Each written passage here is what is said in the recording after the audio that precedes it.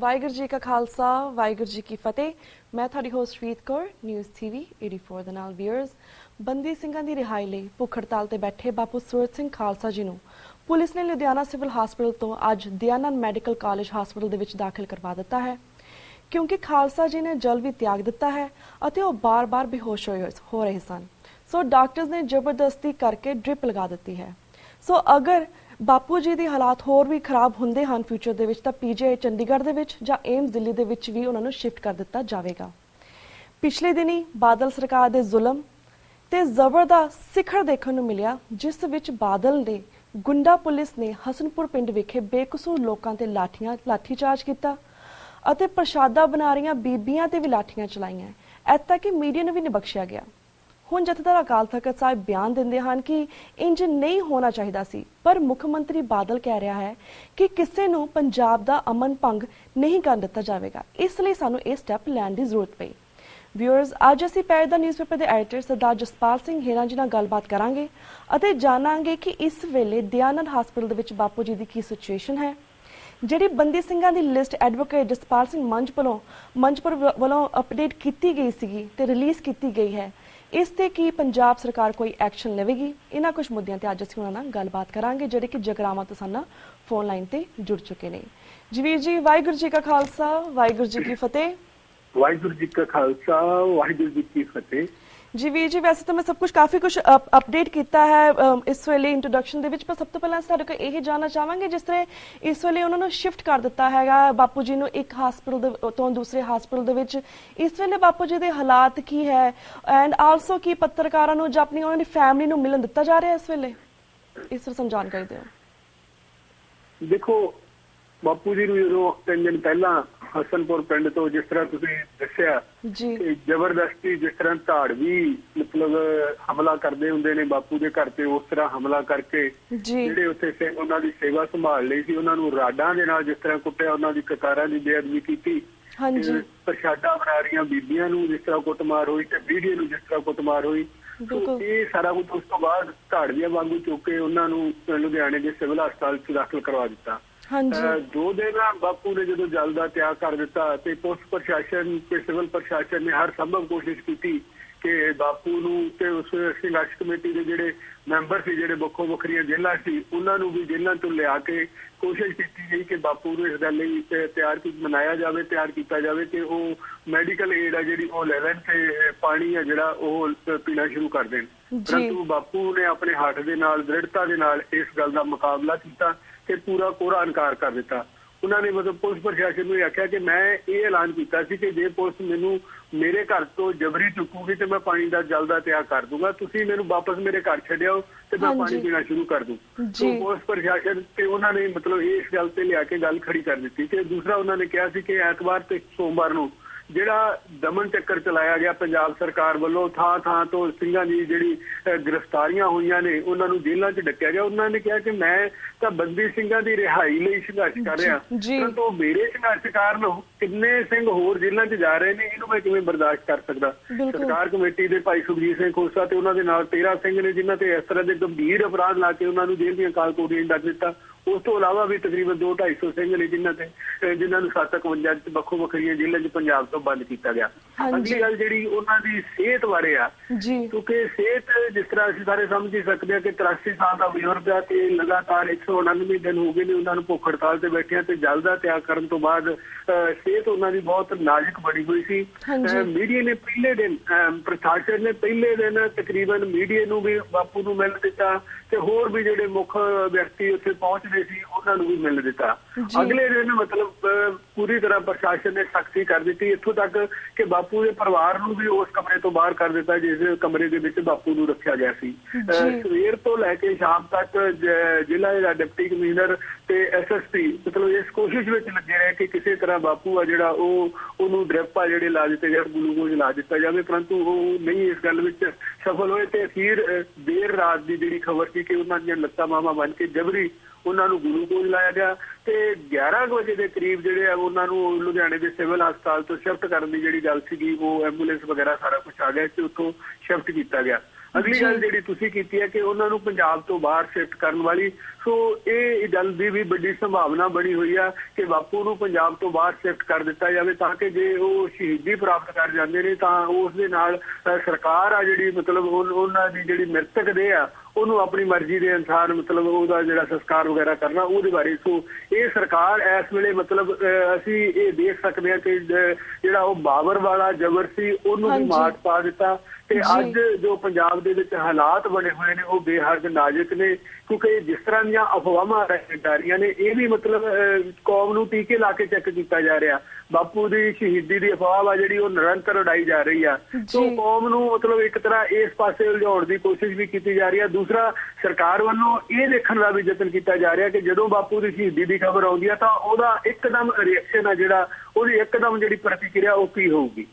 जी जी जी तो रवि जी ਅਸੀਂ ਇਹ ਵੀ ਜਾਣਨਾ ਚਾਹਾਂਗੇ ਜਿਸ ਤਰ੍ਹਾਂ ਪਹਿਲਾਂ ਤਾਂ ਸਮੇਤ ਸਿੰਘ ਨੇ ਕੁਝ ਮਹੀਨੇ ਪਹਿਲਾਂ ਇਹ ਕਿਹਾ ਸੀ ਕਿ ਪੰਜਾਬ ਵਿੱਚ ਐਸਾ ਕੋਈ ਨਹੀਂ ਹੈ ਜਿਹਨੂੰ ਛੱਡਿਆ ਜਾ ਸਕੇ ਜਾਂ ਜਿਹਨੇ ਆਪਣੀ ਉਮਰ ਕੈਦ ਪੂਰੀ ਕਰ ਲਿੱਤੀ ਹੈ ਪੰਜਾਬ ਵਿੱਚ। ਪਰ ਜਿਸ ਤਰ੍ਹਾਂ ਰੀਸੈਂਟਲੀ ਕੱਲ ਮੰਜਪੁਰ ਜੀ ਨੇ ਲਿਸਟ ਤਿਆਰ ਕੀਤੀ ਹੈ 65 ਸਿੰਘਾਂ ਦੀ ਲਿਸਟ ਹੈ, ਅਸੀਂ ਸਿੰਘਾਂ ਦੀ ਲਿਸਟ ਹੈ ਐਂਡ ਕਾਫੀ ਅਪਡੇਟ ਕਰਕੇ ਉਹਨਾਂ ਨੇ ਲਿਸਟ ਜਾਰੀ ਕੀਤੀ ਹੈ ਜਿਹੜਾ ਅੰਪਰੀ ਸ਼ੋਰ ਕਿ ਸੁਖਵੀਰ ਬਾਦਲ ਵਰਗਾ ਬੰਦਾ ਜਾਂ ਪ੍ਰਕਾਸ਼ ਸਿੰਘ ਬਾਦਲ ਵਰਗਾ ਬੰਦਾ ਵੀ ਚੰਗੀ ਤਰ੍ਹਾਂ ਪੜ੍ਹ ਸਕਦਾ ਹੈ। ਤਾਂ ਤੁਹਾਨੂੰ ਕੀ ਲੱਗਦਾ ਹੈ ਕਿ ਫਿਊਚਰ ਦੇ ਵਿੱਚ ਜਾਂ ਹੁਣ ਕਿਉਂਕਿ ਇੰਨਾ ਲਹਿਰ ਚੱਲੀ ਹੋਈ ਹੈ ਕਾਫੀ ਲੋਕ ਜਾਗਰੂਕ ਨੇ, ਤੁਹਾਨੂੰ ਕੀ ਲੱਗਦਾ ਕਿ ਕੋਈ ਐਕਸ਼ਨ ਲੈਣਗੇ ਆਉਣ ਵਾਲੇ ਦਿਨਾਂ ਦੇ ਵਿੱਚ ਕਿ ਨਹੀਂ?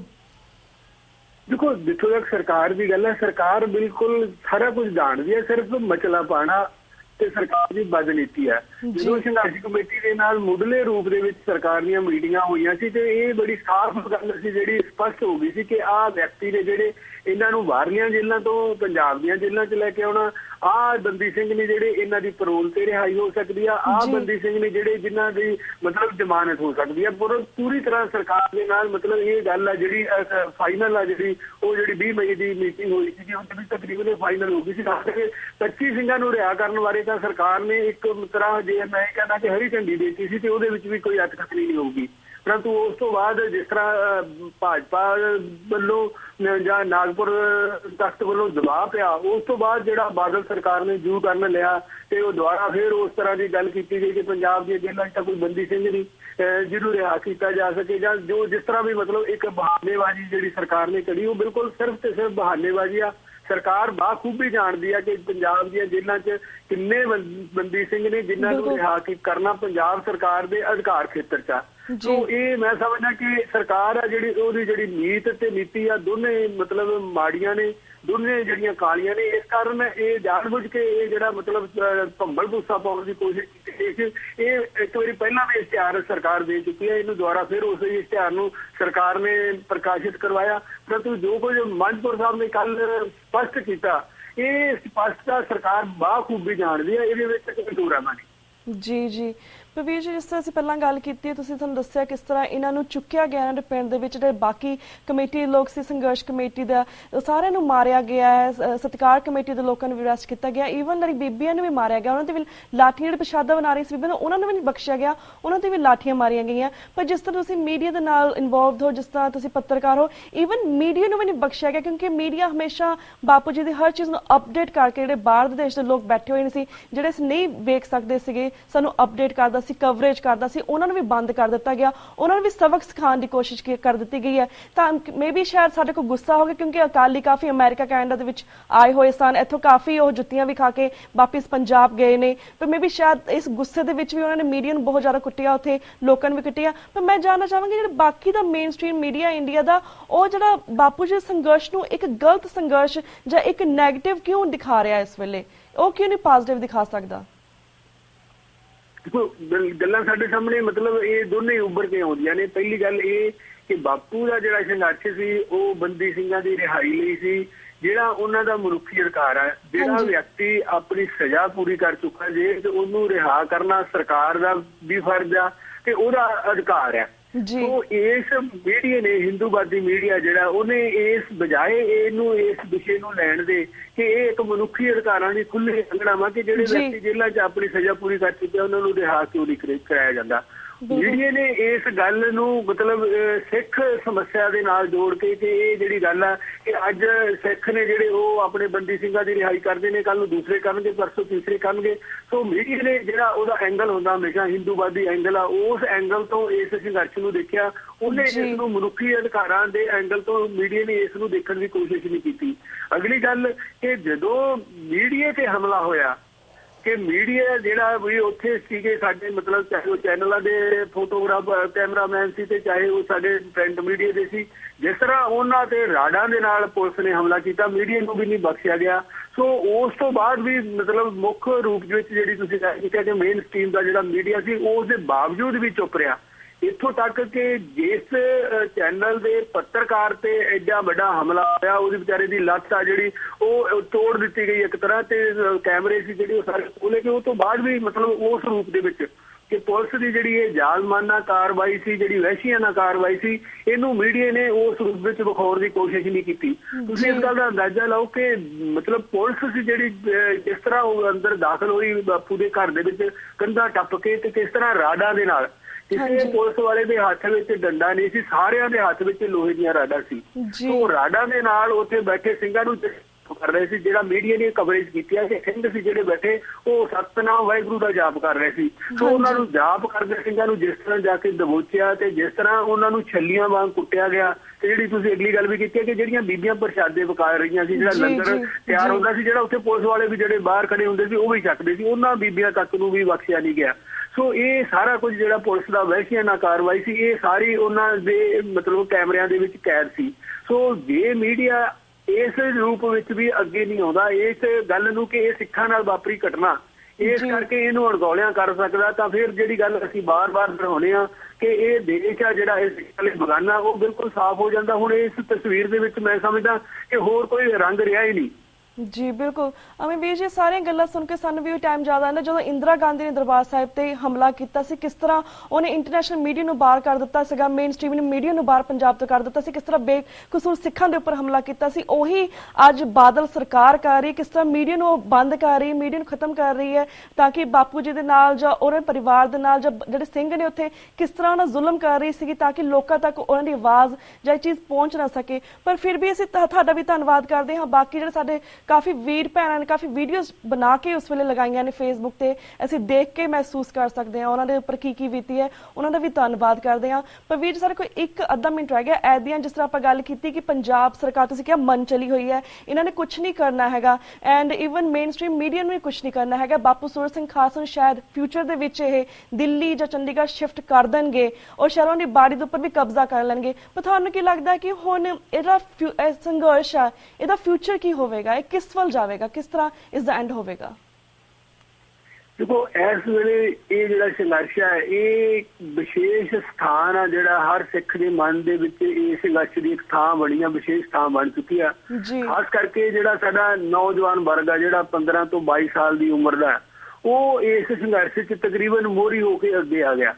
तो ਜਿਹੜੀਆਂ ਉਹਨਾਂ ਦੀਆਂ ਭਾਵਨਾਵਾਂ ਜਿਸ ਗੱਲ ਦਾ ਉਹਨਾਂ ਨੂੰ ਹੁਣ ਤੱਕ ਅਹਿਸਾਸ ਨਹੀਂ ਸੀ, ਸਿਰਫ ਸੁਣਦੇ ਸੀਗੇ ਕਿ 1984 ਦੇ ਸਾਕੇ ਵੇਲੇ ਸਿੱਖਾਂ ਦੇ ਨਾਲ ਆਜ਼ਾਦੀ ਹੋਈ, ਸੰਤ ਜਰਨੈਲ ਸਿੰਘ ਖਾਲਸਾ ਭਿੰਡਰਾਂ ਵਾਲਿਆਂ ਨੇ ਕੌਮ ਨੂੰ ਜਗਾਉਣ ਦੇ ਲਈ ਕਿਉਂ ਹੋਕਾ ਦਿੱਤਾ, ਸੋ ਉਸ ਵੇਲੇ ਜਿਹੜੇ ਝੂਠੇ ਪੁਲਿਸ ਮੁਕਾਬਲੇ ਹੋਏ ਉਹਨਾਂ ਦਾ ਕੀ ਕਿਉਂ ਸੀ, ਉਹ ਸਾਰਾ ਕੁਝ ਜੋ ਕੁਝ ਉਹਨਾਂ ਨੇ ਸੁਣਿਆ ਸੀ ਉਹ ਦੁਹਰਾਓ ਹੋ ਰਿਹਾ ਉਹਨਾਂ ਦੀਆਂ ਅੱਖਾਂ ਦੇ ਸਾਹਮਣੇ ਕਿ ਪੁਲਿਸ ਕਿਸ ਤਰ੍ਹਾਂ ਸਰਕਾਰ ਕਿਸ ਤਰ੍ਹਾਂ ਜ਼ਬਰ ਕਰਦੀ ਆ, ਕਿਸ ਤਰ੍ਹਾਂ ਤਸ਼ੱਦਦ ਕਰਦੀ ਆ, ਕਿਸ ਤਰ੍ਹਾਂ ਸ਼ਾਂਤਮਈ ਸੰਘਰਸ਼ ਨੂੰ ਆਪਣੇ ਡੰਡੇ ਦੇ ਜ਼ੋਰ ਨਾਲ ਦਬਾਉਣ ਦੀ ਕੋਸ਼ਿਸ਼ ਕਰਦੀ ਆ, ਉਹ ਉਹਨਾਂ ਦੇ ਬਿਲਕੁਲ ਸਾਹਮਣੇ ਹੋ ਰਿਹਾ।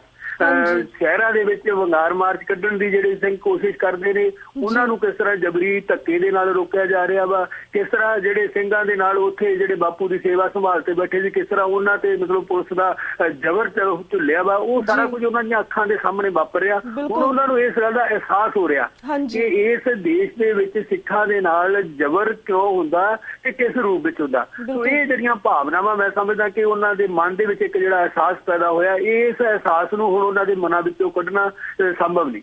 ਜੀ ਬਿਲਕੁਲ ਬਿਲਕੁਲ ਵੀਰ ਜੀ ਥੈਂਕ ਯੂ ਸੋ ਮਚ ਕਿ ਤੁਸੀਂ ਆਪਣਾ ਟਾਈਮ ਕੱਢ ਕੇ ਸਾਰੇ ਦਰਸ਼ਕਾਂ ਦੇ ਰੂਬਰੂ ਹੋਏ ਔਰ ਇਹਨਾਂ ਕੁਝ ਸੈਂਸਿਟਿਵ ਮੁੱਦਿਆਂ ਦੇ ਉੱਪਰ ਤੁਸੀਂ ਆਪਣੇ ਵਿਚਾਰ ਸਾਰੇ ਦਰਸ਼ਕਾਂ ਨਾਲ ਸਾਂਝੇ ਕੀਤੇ। ਹੁਣ ਅਸੀਂ ਤੁਹਾਡੇ ਕੋਲ ਇਜਾਜ਼ਤ ਲੈਂਦੇ ਹਾਂ। ਵਾਹਿਗੁਰੂ ਜੀ ਕਾ ਖਾਲਸਾ, ਵਾਹਿਗੁਰੂ ਜੀ ਕੀ ਫਤਿਹ। Viewers, वक्त हो गया एक छोटे से ब्रेक था। Keep watching News TV 84. We'll be right back after a short break.